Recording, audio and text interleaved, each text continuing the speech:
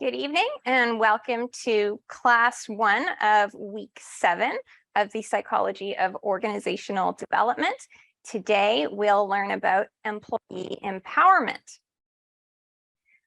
Quiz 6 feedback has been returned. The average was a little lower. It was 61.2 and the maximum score was a bit lower as well at 76. And what that might mean is that there could be some issues with the grading key. So please check your feedback and let me know if there are any issues.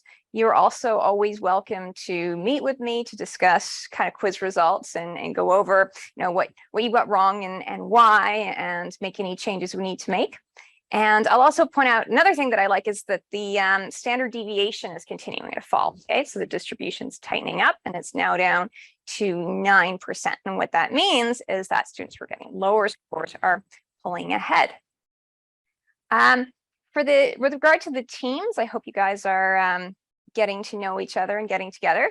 I will have to add one member from a group of 4 to a group of 2 so that we'll now have 3 groups of 3. So I'll be in touch about that. Over the next couple of weeks, we'll be talking about intrapersonal development. And today we'll be talking about employee empowerment interventions. There are 2 different terms here, intrapersonal and interpersonal. Intrapersonal means what's going on with you and yourself. It's what exists or occurs within yourself, within your own mind.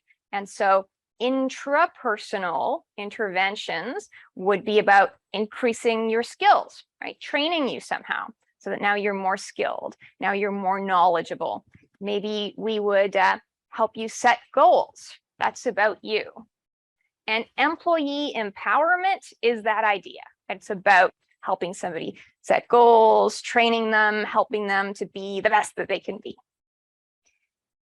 Now then, there are also interpersonal interventions, and they're part of employee empowerment because if you're going to be the most effective version of yourself, then you also need to deal well with others. So interpersonal interventions are about relationships between at least 2 people. Team dynamics, communication. And so interpersonal interventions would be about training you to communicate better, or to work more effectively in relationships. We'll talk about both of those today. So an organization is an entity, it's a thing, and it consists of 1 or more people with some purpose. And what does that tell us? Well, organizations are made of people who are trying to do something together. Now, you can have an organization of 1, that's called a sole proprietorship, but generally there's more than 1 person most of the time. And no people, there's no organization. Okay, so what that means is that the individual has to matter, and so does their ability to work well with others. And maybe if you could get every individual to be the best, the strongest, the most effective and well-adapted version of themselves, then, well, you could make your organization awesome. So employee empowerment is about, well, if you're going to give more power to people in the organization, that means that you're delegating power, delegating the ability to make decisions to lower levels. It's about management giving up power and giving more power to the employees. And for that to work, you have to have a shared vision.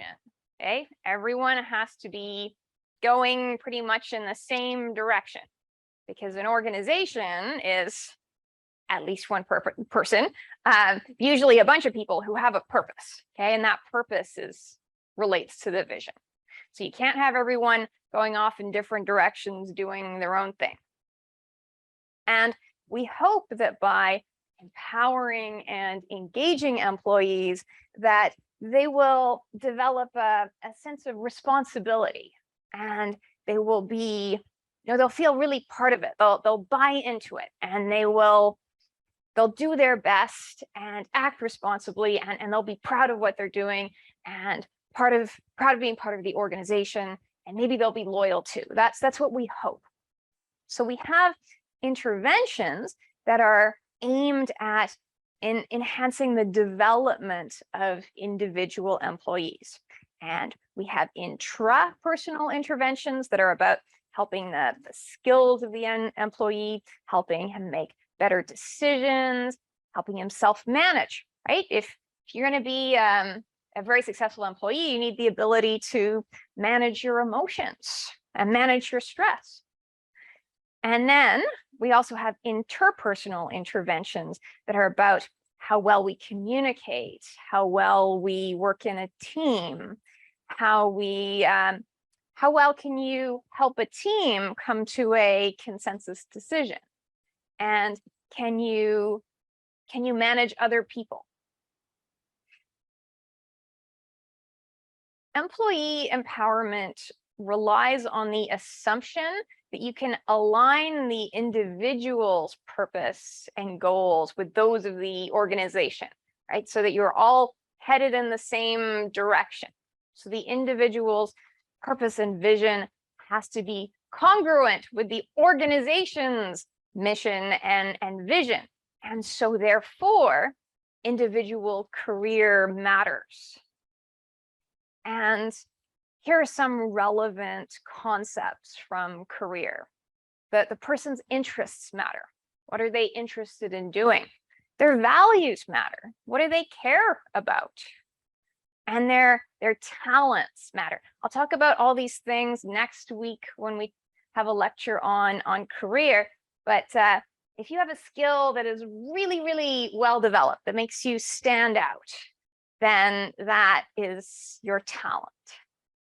So that's important to the individual. And the individual has a sense of purpose that we would call their calling. So I have a calling to teach. I know in my heart that that is what I want to do and what I should be doing.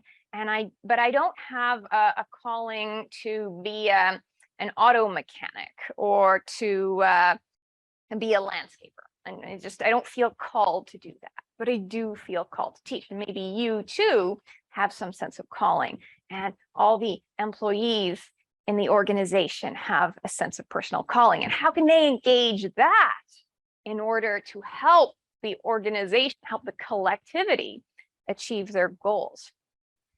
Here's another word for you: vocation. So vocation is a concept that's related to calling. It's related to that sense of purpose, but it's more specific about the purpose. It says that the place that you're called to is the intersection of your talents, your gifts, what you are good at, your strengths, okay? The intersection of that and the deepest needs of the world. In the organizational context, it would be the deepest needs of the organization.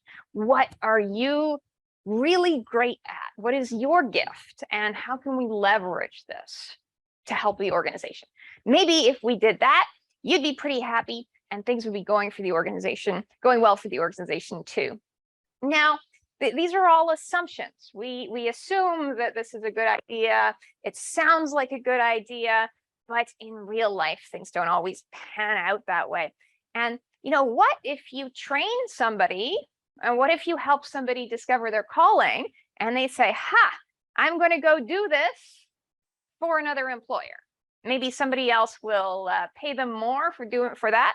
And you just train somebody and then lost them. And now you're stuck with the bill for training them, and you have to find a new employee to fill that vacancy and run a hiring process.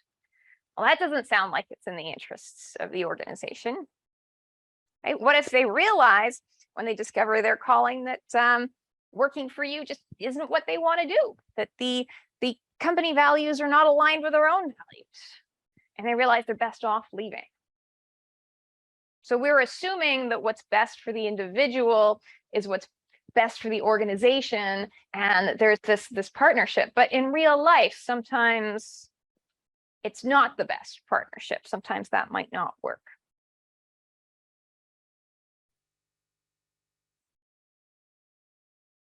last week, we talked about coaching as a process intervention. Coaching is about helping somebody achieve a concrete goal.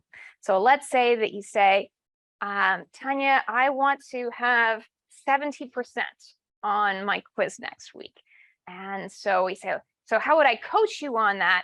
Well, it would be about how you achieve that goal. And you might sit down with you and I'd say, okay, what are you doing to prepare? And, maybe you could try this, and maybe you could print off the slides beforehand and take notes on the slide. That could work. Try that, see what happens. Or maybe we'll go over your quiz answers that you got wrong last time and answer any questions, and then you understand more.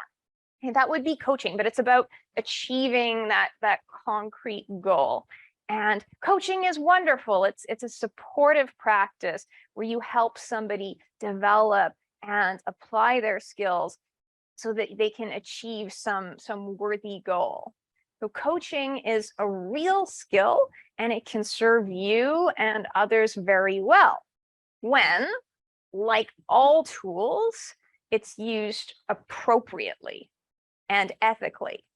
Like any other tool, it can be misused.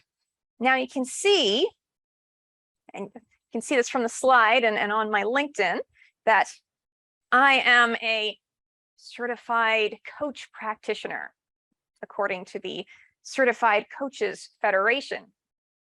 I spent about $1,200, I don't know, maybe $1,500 for a weekend at the Best Western plus Chocolate Lake. And there was about a day of a man presenting, giving like a PowerPoint presentation like I am to you. And there was some group work where 3 of us coached each other according to some formula you were given. And it was interesting enough. I learned some things. I remember there was also some pseudoscience about neuro-linguistic programming and how you can use that in coaching to help somebody. But I know from psychology that neuro-linguistic programming is pseudoscience. And there was a lot of it was about this coaching school selling you on more coaching programs. So now that you do this 2-day workshop for $1,500, well, the next thing you should take this, master coach program, right? It was kind of selling you on the idea of having your own coaching business and how much money you can make with it, like the way a Mary Kay consultant will sell you on how you can achieve this career of your dreams by signing up to buy a bunch of, Mary Kay products from her. And ultimately, that's usually more about them and their business, not you. Some people sign up with Mary Kay and they make a lot of money, but we know that most people don't, okay? Usually end up with a lot of inventory that you don't know what to do with. So this certification, it's on my resume, it's on my LinkedIn, and people take it seriously. Well, honestly, it did not prepare me for the real world at all.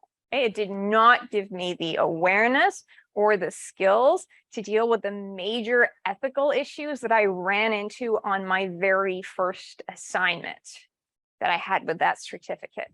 I was providing coaching for the Federal Public Services, and it did not provide any meaningful oversight or redress for the person who was harmed by that. Well, let's read what it says on that certificate. It says, this is to certify that Tanya Bilsbury, having satisfactorily completed the required studies. Well, that sounds like there was any kind of studying. I know I was sitting there and listening, but I was never tested on what I studied. How do they know that I learned anything? And it says that I satisfactorily completed. That suggests that there's some standard, kind of like when you do grading, and satisfactory is a 60, and good is 70, and excellent is an 80. And there was none of that. Okay, you just sort of sat there, went through the motions, and at the end of it, everyone gets their certificate, and we take photographs. Wow. Okay, let's keep reading. Having satisfactorily completed the required studies, has demonstrated competency and skill in the techniques of coaching. So I had this little conversation in a group of 3 ladies. I liked it. I thought it was helpful, but there was no oversight over that. Nobody else was listening in on that conversation. How do they know that I had competency? How do they know that I didn't make things worse for that person? What were the skills? Were they listening, providing advice? It's all BS.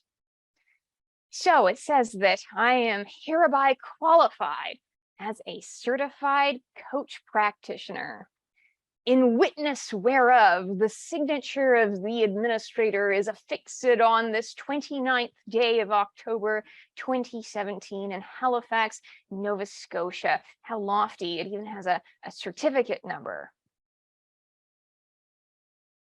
Would you buy that? It's on parchment. It's in a frame. It doesn't necessarily mean what you think it means.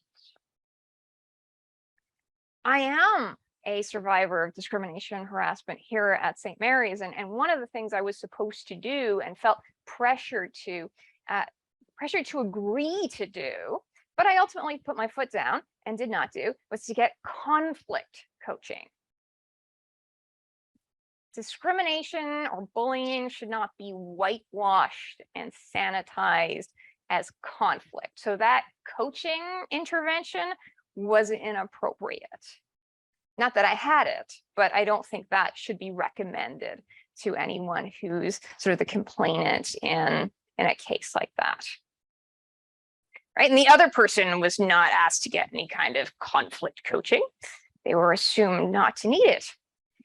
So coaching can be used well, and it can also be abused. And I hate to say it, but it's true. I see a lot of abusive coaching in organizations. So like all OD interventions, coaching can be performative. And we might assume that it's beneficial to the employee, but it can actually be iatrogenic, it can actually be harmful. But saying that, well, you know, we gave Tanya coaching, it looks like management did something. It makes management look like they did something about a problem employee. And it also taps into that personal responsibility narrative, right? There's some problem and we're going to coach the person on it, right? There's no understanding of systems there. Coaching should never be used for humiliation or punishment. Coaching relationships should not be forced by the employer. And coaches should respect the privacy and the confidentiality of the employee. Let me tell you about how that first assignment went. So I had a manager reach out to me because he wanted to provide coaching to an employee. And I heard that this employee had some performance problems, and that he was given an action plan. That kind of means you're in trouble. And that if he didn't improve, he was, you know, that might be the end of his employment there. And you know what? I don't even know that I should have heard that. That sounds like maybe it could be private or personal. But I was supposed to meet with this guy and give him some coaching. And right off the bat, the employee didn't really like that. And you can kind of imagine why, right? And what did I hear about him?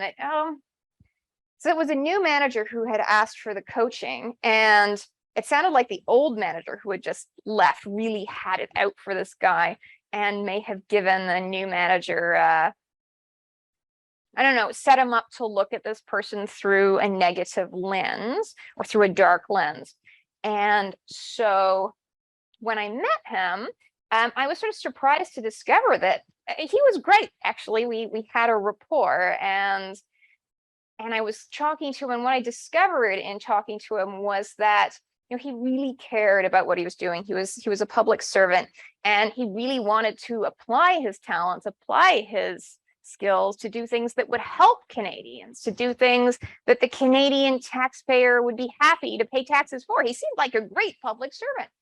And he was angry and frustrated with management, with his job. He said, that he felt like he was building bridges to nowhere.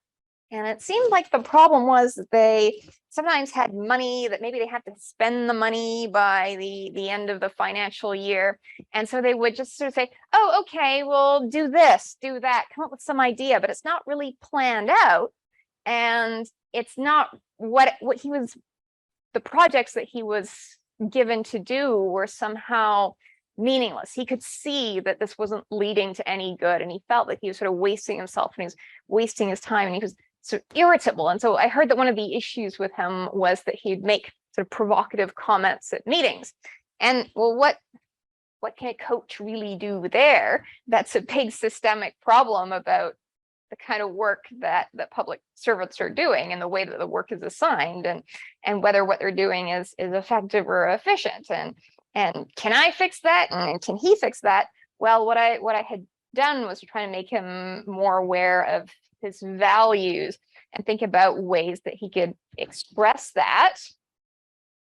And, maybe to think about taking employment somewhere else.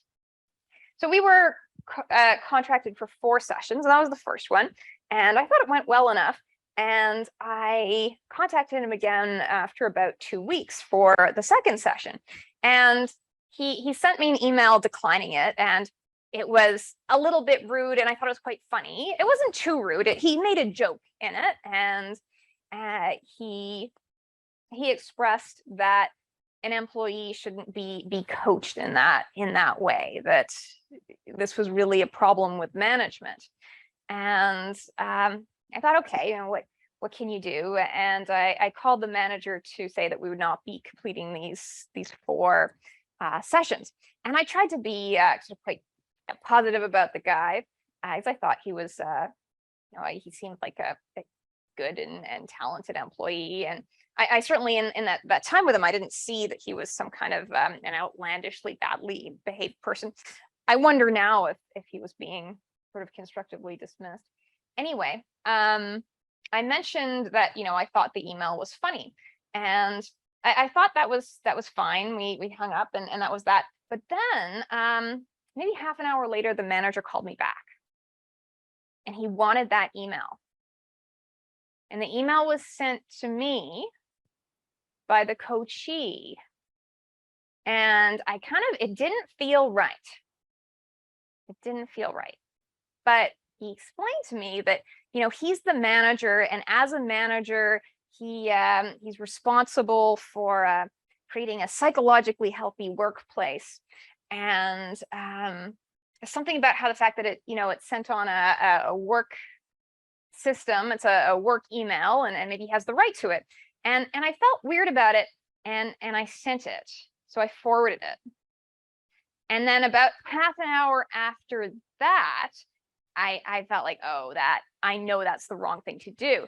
But can you see how, even though I'm a certified coach practitioner, I'm encountering the system for the first time, something feels wrong, I can't really articulate it, I do what I now know is the wrong thing. That sounds privacy violation. Okay, can you see how I kind of wasn't really ready for what I was encountering? Anyway, so then I call up, I think it was Shared Organizational Services Canada, to report this and say, this happened. I don't sort of think it was, I don't know that was the right thing to do. And they looked into it, and they said it was a privacy violation. And in fact, the manager had then taken that email to the director to get this guy in like even more trouble. Oh shit. That was really, really awkward. And looking back on it now, it was very, very stressful. And I found it really, really hard to apologize and explain to that employee that I had done the wrong thing. And apologizing is a skill, and I think I do it better now. But anyway, all this is to say that coaches are not legally regulated. If you go see a doctor, if you go see a registered psychologist, there's some regulation there. They have to be registered. And if they do something wrong, and they've been trained in ethics, so they should know right from wrong, you can file a complaint, and then it will be looked into by whatever the I don't know, the College of Physicians and Services or the Bar Association, and then they'll make some correction. And if the person keeps acting badly, then they'll lose their license and they wouldn't be a doctor or a lawyer. But there's none of that kind of regulation for coaching. And so the ethical standards of registered counselors or psychologists that have been, developed over probably hundreds of years to specifically protect the client and the profession aren't there. I've seen, I went and looked at the CCF, that Coaching Foundation, to see if they even had a code of ethics, and I found something, but it certainly wasn't anything I was taught, and it wouldn't have helped me then. It didn't talk about, the relationship between the coach, the coachee, and the manager. I'm aware there's a coaching organization called the International Coaching Foundation, ICF, and that too struck me as being a bit of a coaching school. Like they'll make a lot of money out of you getting all this training, but they might have better standards. I hope they do anyway. So career is important, and we'll have a full lecture next week on career development. For now, this chapter introduces you to an idea of career life planning. So remember that for employee empowerment to work, we believe that the person's goal has to be in line with the organization's goal. And maybe there could be some process of figuring that out. And they say here that career life planning involves 1, determining where you are now, and 2, deciding where you want to be, and 3, developing a plan for where you want to be. As a vocational psychologist and as an OD practitioner, I have some thoughts about this career life planning intervention they have here, because first of all, it's totally individual. I don't see the organizational perspective here. Like I don't see what and how organizational goals come into this at all. It looks just totally personal. I would say that you don't have to decide where you want to be. That would be a hard decision to make, and you could really stress yourself out over trying to make that decision.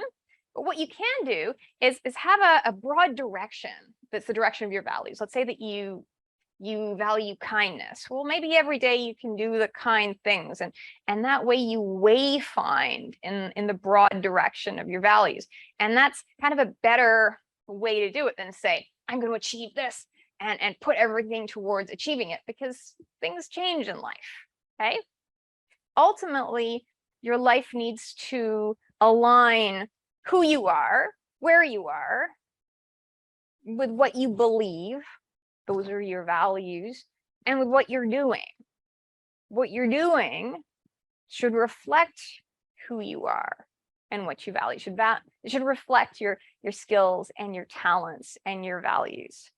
And those come through in your actions and what you do. They sort of say you should develop a plan for where you want to be, and go and implement the plan. Well, your plans will go sideways because life is really complicated and you don't always know what you want. And that's okay. You have a lot of things to juggle. And there are many stakeholders in your life who have an opinion too. And things change unpredictably.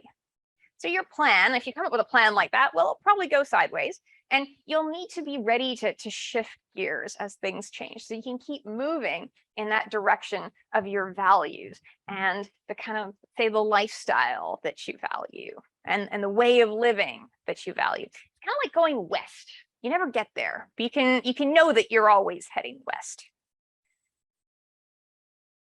So what is this intervention they have in your textbook? And I had the students do this as an activity last time I taught this class. I didn't assign it this year, but so we'll just look at it. And they say, number 1, you set out some goals. They call them career life goals. And that would cover paid work, unpaid work, personal goals, relationship goals. Okay, so you write out your goals. And then you go through that list with a partner, a practitioner, and first test for reality. Remember, we have this idea of reality testing. See how reasonable that is. So I could have a goal that's not reasonable, like to graduate with a PhD by January. It's not possible for me to do that. And you're going to have several goals, and some of them will be conflicting. If you want a really high profile career, that might not also work with being an engaged parent. And if being an engaged parent is more important to you, well, then you would choose a different kind of work, right? One that still uses your skills and talents and your interests, but would work with your goal of, say, being home with your kids every night. So you look for conflicting goals. And then they say in number 3 that you think about, make a list of your important accomplishments.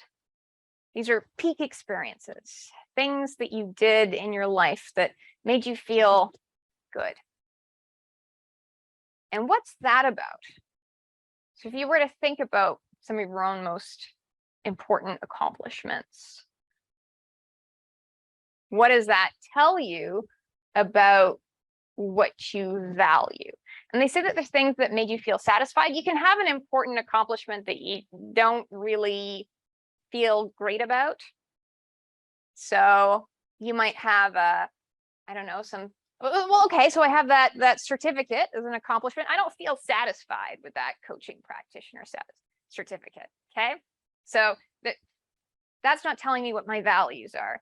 But I would say that I feel satisfied with my master's degree in epidemiology that taught me about how to see if an intervention works.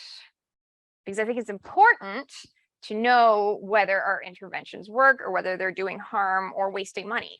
I think that's super important. Okay, so I feel satisfied about that. What do I value? Well, it sounds like I value results, and maybe I value integrity. I don't like performative interventions that could do harm. Okay, so think about your experiences and what they tell you you value. And now they say, work through the list in step 3, looking for conflicts. What do they mean by that? Well, which are your authentic values? And then can you prioritize those a little? Sometimes when people feel conflict, it could be because one of the values isn't really authentic to them. It's one that they believe that they should value, but maybe it's not what they really want. So let's say you might feel really driven to have a high-paying career because that's what your parents want for you. That's what you've been taught is success. But actually, you really want to raise a family, and so you could feel values conflict there. But one of them is your authentic value, and the other one is maybe something that you were taught that you should value that isn't really right for you. And then they say, in step 5, once you've done that, we'll decide what you're going to do and prepare a detailed plan of action. And I'm a little skeptical about that. I think it's probably more adapted to say, come up with some possibilities that you can explore. So let's say you decide that you might want to be a manager. Well, go talk to some managers. Ask them what their day's like, what they do. And you might learn from that. Maybe look and see if there's any, any management positions available. Managing a shift at McDonald's even, or look into Enactus and maybe volunteer with them. Try things out. Okay, and then you'll find your way from there. But I don't know about this whole prepare a detailed plan and then implement the plan. That could be stressful. So stress is an interaction about the individual and the environment that creates strain for the person. And I need to distinguish stress and strain. And I thought I'd take a piece of paper and crumple one up, but it seems that I have no paper. I'll crumple this up. So I'm going to use my hands to apply force to this. And you can see it's in nice shape right now. And I'm going to put stress on it, this force. This is stress. And maybe it can withstand a little bit. Like, that's okay. It's withstanding it. But now what if I put more and more? Oh, can you see that strain there? Is it starting to buckle under the pressure, under the stress? I'm going to put more stress. Oh, more strain. So the strain is the way that it's collapsing under the stress. Okay. And that's about a reaction. And there is a stressor that causes the reaction. And stress can cause strain if it overwhelms your resources. Or sometimes you can successfully rise to meet the challenge. Stress itself isn't necessarily bad. I mean, if you were to have no stress in your life, you wouldn't do anything. You wouldn't accomplish anything. I like lecturing, but it's a little stressful doing this, right? When I'm preparing my lecture, I get kind of stressed out. If I were to have a stress-free life, I wouldn't do anything. So what do we remember about adaptability? You have your resources, and you have lots of resources. You have financial resources, you have social resources, all your friends, all your family, and you have your personal resources, all your skills, your intelligence. But they are not bottomless. And then you're going to use those resources to respond. That's to act in a way that gets you the result you want, that brings you towards your worthy goal. So this process it's probably always going to be a little bit stressful, but when is it too much stressful? When does that turn into strain? Well, some stressors might overwhelm your resources. Something happens and you're like, I can't cope. You don't have the personal resources. You don't have the skills. You don't know how to manage your emotions. You don't know who to ask for help. And maybe you don't have the money to deal with whatever the stressor is. Stress has an adaptive function in the body, and your stress response is probably adapted to a kind of caveman escaping a saber-toothed tiger kind of a situation rather than deadlines. So this your stress response, which would be your sympathetic nervous system reaction, puts strain on your heart, and your heart rate increases, your muscles tense up, feel fear, anxiety, and that's so you can run away from the saber-toothed tiger, right? It pumps glucose into your blood, so you have the energy to do that. It shuts down your digestion. That's why you feel like you want to run to the bathroom or throw up, right? So you have that response, and that response saved your ancestors over hundreds of thousands of years.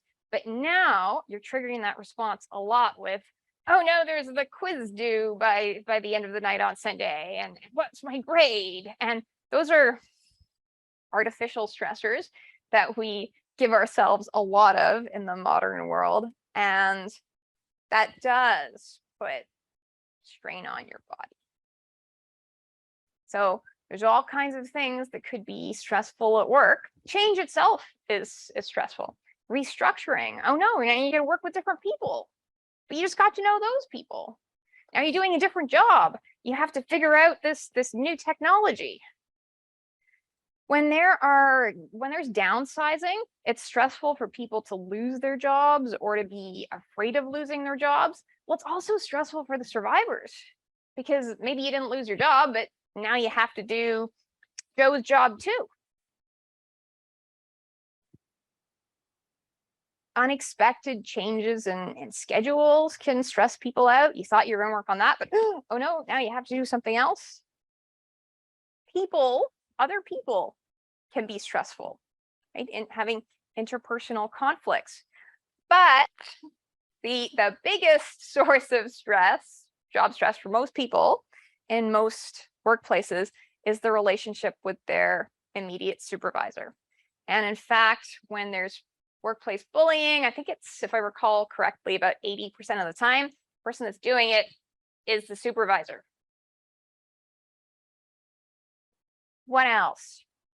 Lack of feedback, right? Let's say your role ambiguity. Let's say you're not clear about what you're supposed to do and how you're supposed to do it. What's the deliverable and how are you going to be assessed? That could be stressful. What if you're not given enough time to get it done, whatever it is? And sometimes decisions are imposed on workers without including them. And that too could be stressful. Finally, they had violence in the workplace there. And your textbook talked about going postal. And I had planned to give you some slides on this, but I'm sorry, I forgot about it. And so I'll have to explain off the top of my head. But going postal is a pop culture reference. And what it means is that the employee are so stressed that they finally snap and they get a gun and they go to the office and they kill a bunch of people. And there have been incidents like that. And quite a few of them were associated with the postal services. And postal services can be really, really stressful places to work. And people could be a lot of dysfunction and people under very tight deadlines. And so that's why it's called, there's some massacres like that. That's why it's called going postal. Another kind of violence is sexual violence. The term sexual harassment was coined in 1974, but I'm sure it was happening before then. Here's a pin that I got from Consent Week. It's a pin that I decided that I'm not going to be wearing anymore. You can see it. It says, yes means yes. And I get where they're coming from. You want to get a yes. But my problem with this is that in a workplace where there's power differences, sometimes you say yes, or someone says yes when they really mean no, because they don't feel safe saying no, right? When there's access to resources, when you feel a bit intimidated or starstruck, or you wonder what'll happen if you say no. So sometimes people in power relationships, people in the submissive position, like their yes doesn't really mean yes. Sometimes yes means no. Then there's also stress from personal life. So things happen to people when they're not at work. Maybe they're going through a divorce. They might have issues with children or with their own parents. As in midlife, often people have parents who are getting older and who need to be taken care of, right? Like their parents are dying. People can get ill. And sometimes talking about it in the workplace can lead to more stress because now you're bringing that into the workplace, and people can be very sort of compassionate and sympathetic at first, but then sometimes they also feel uncomfortable. They don't know what to do. They don't know what to say. Sometimes they can gossip about it. And I've seen that kind of get messy sometimes. A lot of stress over time can lead to burnout. A person just doesn't have it in them anymore, just emotionally exhausted. Their motivation, their achievement motivation is pretty much gone. They can feel depersonalized. They feel like they're not really sort of into it anymore, just going through the motions. Could be very cynical about their workplace, possibly with good reason. And the book says that it's experienced by those who do people work. So say nurses, teachers, customer service agents, people who are dealing with maybe angry or upset people. I know that it can be quite difficult for people who are psychologists or counselors to listen to a lot of trauma all day long. And then they may need to be able to, could be hard for them to step away from that.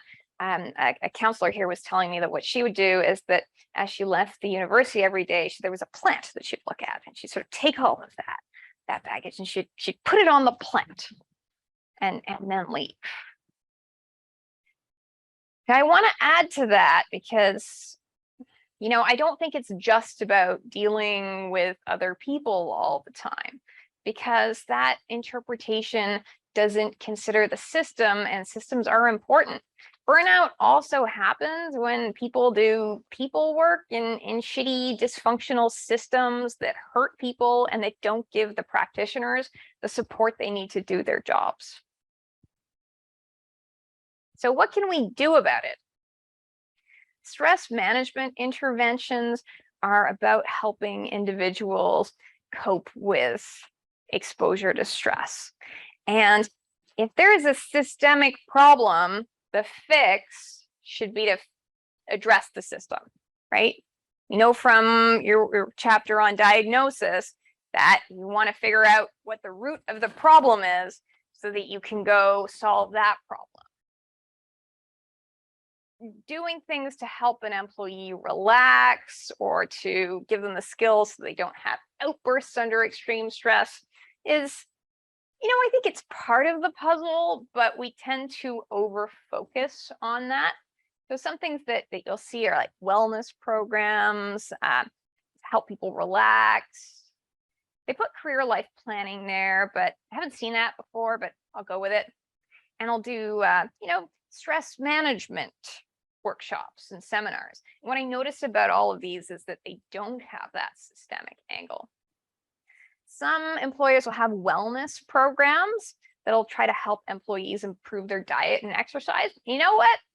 Those are really important to your well-being. Exercise is great. It makes people feel better, think more clearly, and maybe you could see some kind of return on investment, because primary prevention is really important. And there are a lot of big health problems you can prevent just by having a healthy diet and exercising. And so maybe if you got people to do that, your organization might spend less money on health insurance payout. So maybe there could be some return on investment. And some companies will say build gyms for this kind of a thing. The book says that two commonly used techniques for relaxation are biofeedback and meditation. And I have seen a lot of, meditation workshops and seminars that seems to be a thing. I've never seen anything on biofeedback. Like they say it's common, but I've never seen that. I don't know if maybe you have. Like exercise and diet, these are non-threatening for the system, right? We talk about what to pack for your lunch or, how's your breathing right now, then it's also not talking about systems and job design. I think these can sometimes be a non-threatening way for management to show that it cares, help you breathe deeply and get your blood pressure down while nothing changes. So meditation is great, but I think it really is an important skill, being mindful. I buy into that, but let's use this in addition to or alongside with fixing the real problem at the root of it all. And that's harder to do and scarier. So I'm okay with boosting people's personal resources. It gives them more to draw on to deal with stuff. But I've also seen how, frankly, abusive that personal responsibility narrative can be with workplace issues. And I'm sometimes a little concerned that these look like personal responsibility narratives. And remember, it's not actually OD if it's not changing the system. Now, the book says, referring back to career life planning, honestly, I've never seen career life planning used as a wellness or stress management intervention in a workplace. If you have, let me know, but I haven't. Could be interesting. The book says there's no evidence for effectiveness of career life planning as a stress management intervention, and I haven't checked the literature to see if that has changed. I do know of one study with students from out west where they found that training on career development increased their sense of hope. students can sometimes be really stressful about, why they're at school and what they're doing while they're there. So it might help them out. What else? Well, get stress management training. So you can get instruction in time management, in goal setting. SMU does this with student success skills coaching. And we actually do have a learning skills strategist named Emma Sylvester. She's absolutely lovely, and I've had her present in my intro psych class before. And so that's somebody you can meet with if you are having anything that looks like a skills issue. So if you are struggling with procrastination, with test anxiety, with test presentation, with study habits, all that kind of stuff. Well, there is support for that, and they have workshops on learning skills and workshops on things like time management and procrastination. Though I don't think this is going to solve any retention issues that are about the system, right? It's all about the skills of the student, or any retention issues that are about what's outside the system that can be drawing someone away. So I just got an email from a really bright and engaged student saying, his work just got really crazy and he can't do the course with his new workload. And another person who dropped the course said that he just didn't see his degree leading to a job. It's kind of a return on investment point. So a skills intervention isn't going to help with that, but it might be part of the problem, and it might help and work for some people. And if you have any, if you want to boost your learning skills, I would certainly recommend getting in touch with Emma. And then they say that you can do seminars and training. And let's say you could do a seminar on job burnout to help employees understand the nature and the symptoms of job problems. And I imagine that could be threatening for management to sort of have that open conversation about what really stresses you out about your job and how burned out are you feeling now. Just like coaching, training, and workshops can be used well and they can be used poorly, they can be used appropriately and inappropriately. We often assume that if there's training, like, oh, we did a workshop, that it's effective and helpful, but in reality, it might not be. I mean, what if you train somebody poorly? Right? What if they left that workshop feeling more confused? What if your mental health intervention just made them feel worse? How do you know? And let's say you do teach them some skills. So let's say you teach employees some mindfulness skills, and then they go back out on the shop floor. And is there any room for them to actually apply those skills?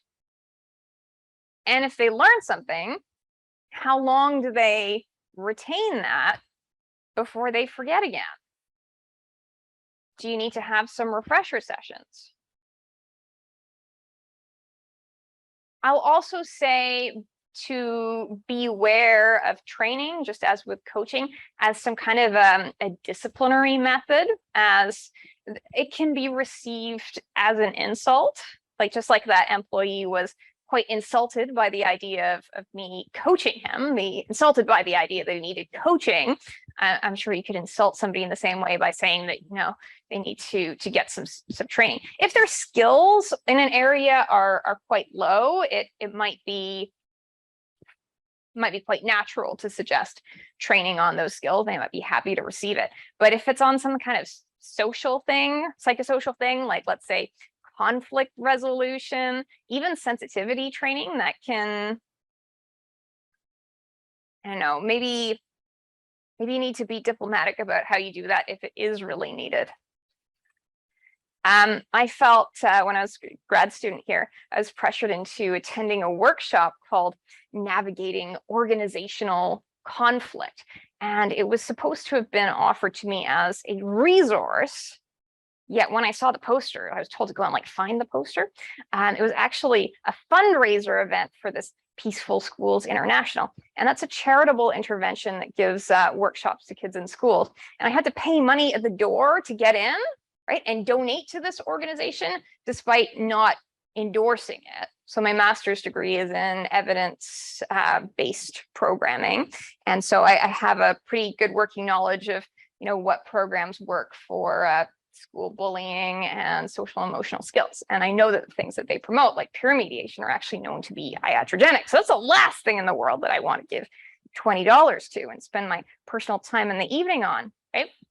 So they don't use evidence-based interventions, they don't measure their effects, but the way Smee talks about it, you think it was like saving the underprivileged children in Belfast. And so I was not pleased when they intervened, and 3 times, no less, in my own daughter's education here in Halifax, without even asking for my consent. And I asked my daughter, what did you learn from that? And I asked a friend that, and they couldn't remember anything. But the university trumps it still, like it's just the best thing since sliced bread. And then she thought about it for a while, and she finally remembered something. She said, "Oh, they said you should apologize." And I thought, wow, that's really rich. For your own knowledge, for your own practice, it's not ethical to use, let's say, a disciplinary intervention. So like, say somebody has to come to you to get some training, don't fundraise from them for your personal charity pet project. That's really inappropriate. And I shouldn't have to explain that. But without any kind of ethical oversight or training, I think, people end up thinking, why not? So for this workshop that I felt like I had to do, like I didn't feel like I could disagree. I didn't feel like I had the room to say, I don't think that's really appropriate. But what did they do? So I remember there was a little group discussion in a circle where the practitioner was sitting. She had a flip chart, and she said, people, what is conflict? And there were 18 people there. Half of them were my friends that I brought with me. The other half were these undergrads from the student union who want to go work with children in Belfast and put something on the resume, I guess.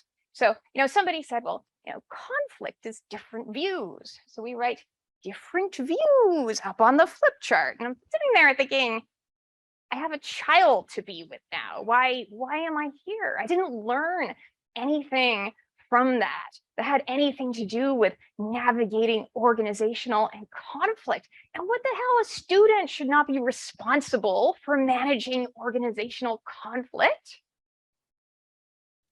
And I recall we watched a 20-minute TED talk on active listening. Like I needed to actively listen to the abuse. No, thank you. That was the last skill I needed.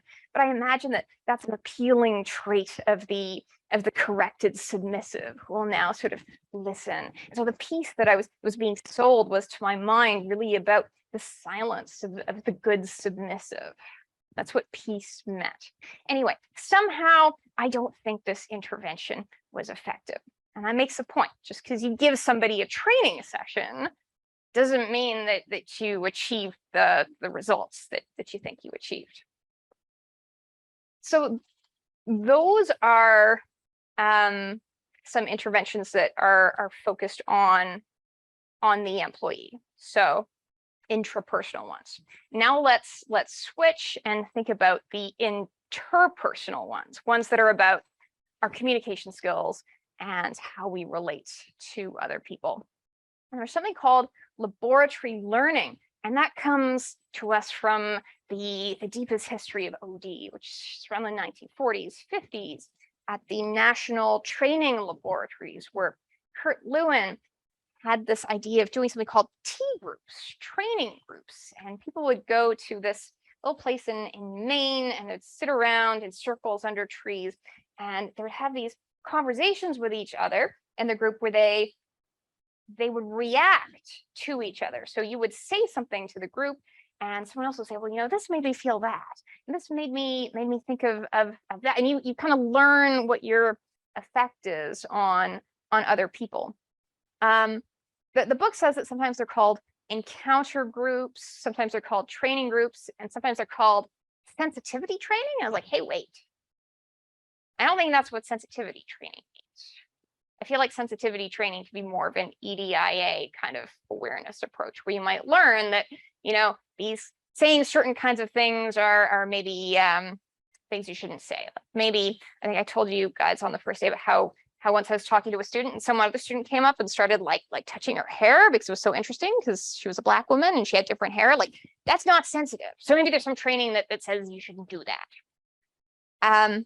Anyway, back to the idea of a laboratory or training group. I did a bit of that in the psychological contract activity. So had you guys break up into groups, talk about what you wanted, and then have one person report that back to me. And then I was writing that down on the board and I was trying to reflect it back to you and say, is that what you really said? Am I getting it right? And then you could sort of think about it and say yes or no. And then I had you write about all of that and post it to Brightspace. And I went through and I read what you said on Brightspace. And then I summarized that, right? I had it on a slide and presented it back to you. Does everyone agree?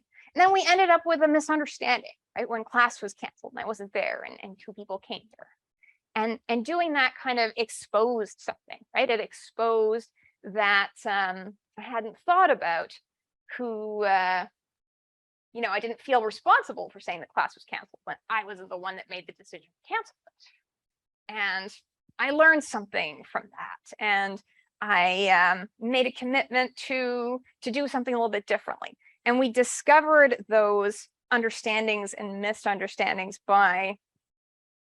through that activity where I kept reflecting back to you what I was hearing from you.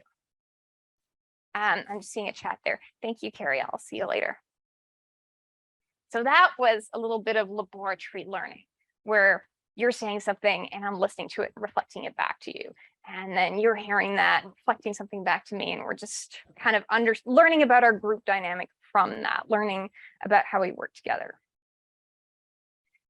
The objectives of laboratory learning are about getting those insights and understanding how we're received by others and how our group functions. It can help people adjust to change.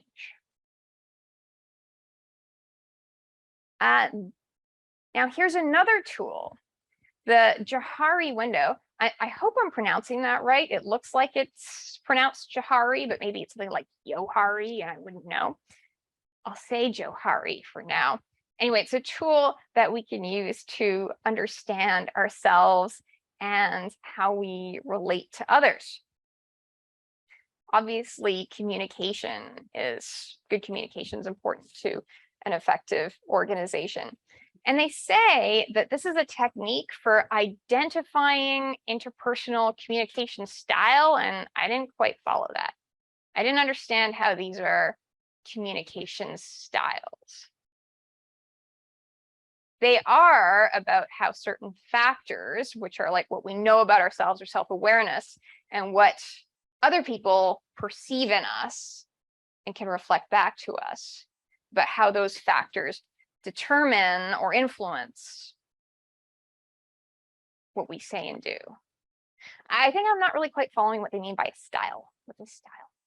Anyway, the model has 4 cells. It's 2 by 2, and it's based on the interaction of self with others. So let's look at this here. So we have is what's known to you and what's known to others. That's the public area. So what do you know about yourself that I also know about you? Well, the fact that you're a student, that's in your public area. And then could there be something that I know about you that you don't know? Sometimes I see students who have skills issues and they don't understand that they have skill issues. Oh no, sometimes I see students self-undermining, like they just like won't hand anything in. And it looks like, and they'll tell me, no, I really want to make up the grade, sort of give me another chance. And then even if we make a plan, they won't follow it. And because it's like they're almost determined to get an F. And they don't seem aware of that, but I can see it. And I wonder, are they trying to save their self-esteem, their self-worth from getting a low grade so that rather just not hand it in? I'm making inferences there and assumptions, but I do see that self-undermining behavior in students who don't seem to be aware of it. So that would be in their blind area, a blind spot for them. Then there could be what is kind of closed. So it could be something that's known to you that is not known to me because it's private to you. It's in a closed private space. And then there is that big black box of something that you don't know about yourself, that I don't know about you, that could still be kind of important. So that public area gets at public roles. So I know you're a student, you know I'm a teacher, and we have this kind of student-teacher relationship that follows the scripts for that. And then you have your blind area where it's obvious to other people, but you don't know about it. And another example of this is saving face. So if you've ever been kind of a bit embarrassed and maybe you can't admit to something, you might find yourself defending the indefensible, and maybe you're telling a lie and saying that what happened didn't happen, or what didn't happen happened. And what you're really doing there is probably lying to yourself to make yourself feel better, and you're hoping or assuming or imagining that the other people are convinced. But it's when we do that, it's usually quite transparent to the other person, and other people can see plain as day that you're doing this. Closed area. What could be an example of a closed area for me? Okay, here's something that might have been closed to you, but I made it public by disclosing it. Okay, so self-disclosure can push you from the closed area to the public area. So when you guys came in here for the psychological contract activity, you wanted me to speak from my management experience. Okay. You didn't know that I don't have management experience. Sure, I can manage a lab or a classroom, but that's not what you were thinking about when you asked me about personal insights from my management experience. Okay, I made you aware of that by disclosing it, and then we could figure out that I can do something about it by inviting a real live manager in. So I think that's next week. We'll have Lynette Mitchell in. I'm excited about that, actually. Anyway, that's an example of something that was in the closed area that through disclosure, I put in the public area. And then that black box one is tricky, right? If it's not known to me and it's not known to you, it's hard to talk about, isn't it? But I can tell you about things that were once in a black box to me that I now know about. And say an example of that would be my anger. I used to be very dissociated from my anger. And I think I'd act out in weird ways. It would come out sideways. And I didn't really know that I was angry. And I don't think other people knew that I was angry. They might have thought that I was, stressed or kind of foolishly stuck on something, but I wasn't able to really move on from all that until I integrated my anger, until it became part of me, until I kind of owned it and knew that it was angry and that I was angry, and that was okay. So the book is explaining here that there is a role of disclosure and in feedback and taking things out of the unknown and into the known. So you can self-disclose to kind of get out of the closed area towards the public area. Do they have the arrows in the wrong place there? So they're showing disclosure self, and they're showing that disclosure is pushing you down from public to closed. I think they might have wanted to put the arrow the other way. Anyway, then there's a role of feedback. And so we can learn about our blind spots when other people tell us about that. But I don't see how getting feedback could push you from your closed area to your unknown area. I don't think that makes sense. There's another, I caught another paragraph there in the text I thought didn't make sense, and I underlined it, and it's here. So the ideas of the Jahari window can be used with lab learning to help participants understand their effect on others I need to define that as disclosure. I don't think self-disclosure means understanding your effect on others. I feel like those are different concepts. Understanding your effect on others, I don't know what single word for that would be. I don't think it's self-awareness. It's more than self-awareness. It's an interpersonal awareness. They say, and how their behavior comes across to others. That is not feedback. Feedback is other people telling you how you came across to them. So the people disclosing to you. So I find this a little confusing, and I won't use it for any trick questions on the test. So what can we get from this idea of the Jahari window? I think we can get that we have blind spots, and we have things that we don't share with others that maybe we should, or maybe we shouldn't. Maybe it's okay to have parts of us that are private, but maybe we can get something out of disclosing or sharing, assuming that we're safe to do so. And we can get something from making a point of listening to other people's feedback. On to another tool. This one's called transactional analysis. It's a good interpersonal tool. And that one is about noticing those dynamics we've talked to, those dynamics, power dynamics of dominance and submission, then also understanding what equality looks like. And transactional analysis says that there's 3 sources of behavior that come from different ego states. And transactional analysis calls these parent, adult, and child. And according to TA, parent behaviors, they're dominant behaviors, things like being judgmental, critical, scornful, punishing, or rewarding and nurturing and protective and sort of responsible and planful, that are about acting like you're the dominant one towards a submissive one. And the opposite of that would be the child role. And what are children like? Well, they can be playful, they can be spontaneous, approval seeking, they can be sulky and resentful, and they can be rebellious. And those are the ways that we can act like a submissive towards a dominant. And if you come at somebody in parent mode, assuming that there are no other situational factors, systemic factors about power, and of course there are, but if you could control for that, well, then acting like a parent kind of provokes the other person to react like a child to you. And how can we get out of that? Well, could there be an adult mode where we're acting like an adult dealing with another adult, and we're in a space that's about facts and reason and where we're grounded?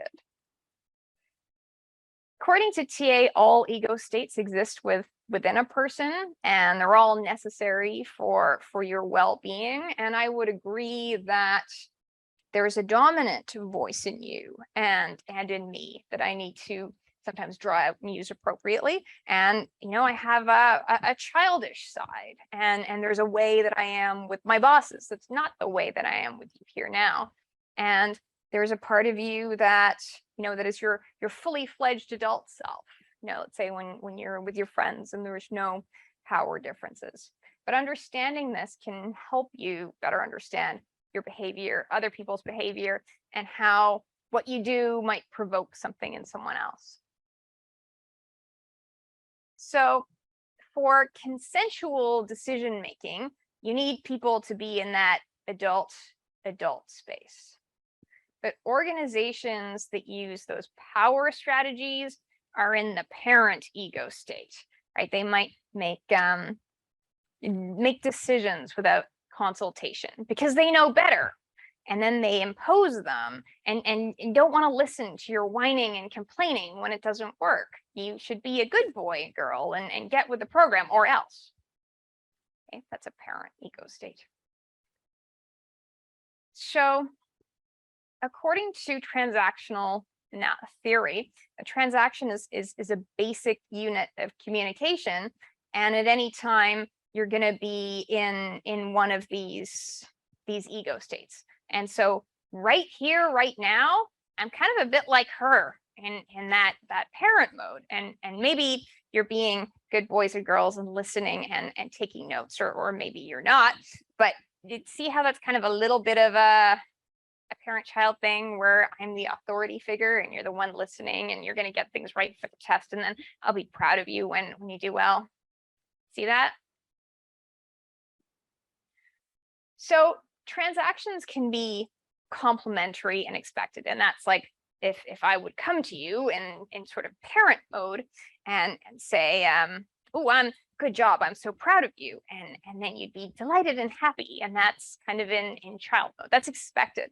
But then we can have unexpected or crossed transactions, and I would say that's what happens when I stand up at a town hall and tell off the president. They don't expect that. That would be a cross transaction. And then have ulterior transactions where we say one thing and think another. And I try to get out of these dynamics into an adult state, but I have to suppress my inclinations and make a choice to act in that way. So here's an example of a complementary transaction where the boss says, "I help you with a new project." And the employee says, "Gee, thanks. I could sure use some help." It's expected. And this would be an example of a cross transaction where somebody's trying to be in an adult place and says, "Well, you know, are you ready to start work on this?" And the employee is like, "Get off my back," and somehow reacts for some reason in a child mode when the person wasn't trying to provoke that. I guess the way that we perceive other people's behavior has, well, there's a lot of context behind that. And then this is an example of the ulterior transaction where maybe that's what you're thinking, but that's not what you say. And instead of saying that, you say, "Okay, how about an hour?" And I think that's fine. Adults should have the ability to control their behavior, not just blindly act on social scripts and impulses. And maybe it takes you a second to think about it. And I think that's fine. I giggle at the idea of strokes in transactional analysis. So in TA, a stroke is any form, it's a unit of recognition. It's social attention.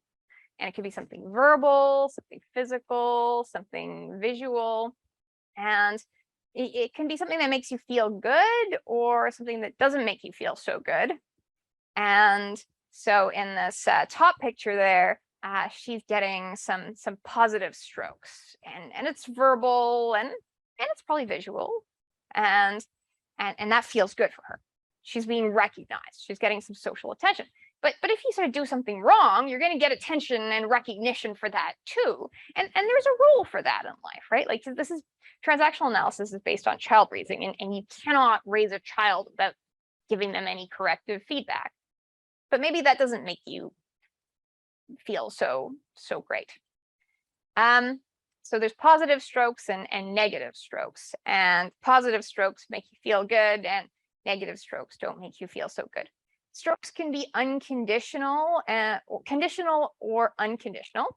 And if the stroke is about something you do, that's conditional. So if I say, "Good job when you get a high quiz grade," that is conditional. It's conditional on your performance.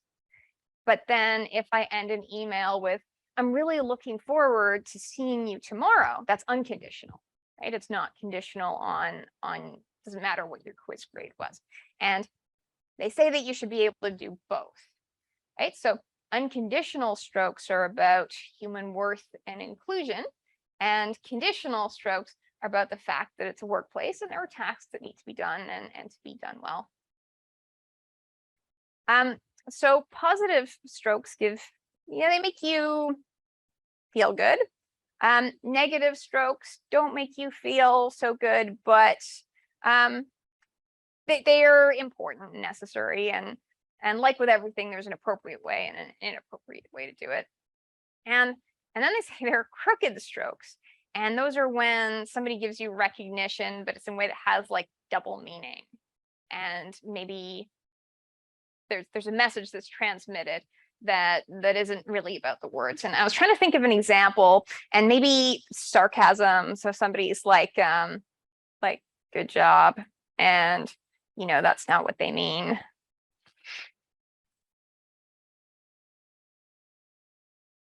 behind how we give and receive strokes are positions and scripts, beliefs we have about our standing in the world that affect how we relate to others. And I think this goes back to how secure our self-worth is. And in order to be able to give and receive feedback on performance effectively and easily, we need to have secure self-worth. And in the language of Albert Ellis, we would say they need unconditional self-acceptance, that you unconditionally accept yourself as a human that is worthy. And you also see other people as humans who have worth. That doesn't mean that you accept all their behavior. That doesn't mean that you have unconditional positive regard for them. If positive regard means that you want to approach somebody and work with them. And if somebody is kind to you, you will have positive regard for them. But if they pull out a gun, well, you could still feel that they have some unconditional worth as a human being, and you hope that they'll be treated very well when they're taken off to prison. Okay? But you don't have, but there's negative regard in the sense that you're not going to go engage with that person. Okay? These are sort of different issues. So it's about pulling kind of worth as a human away from your performances and behavior. So if you unconditionally accept that you have worth and other people have worth as humans, then you're in this kind of I'm okay, you're okay kind of place. And I've heard one practitioner say that this is actually a really good attitude to go into with a job interview, to make your job interviewers feel comfortable. I'm okay, you're okay.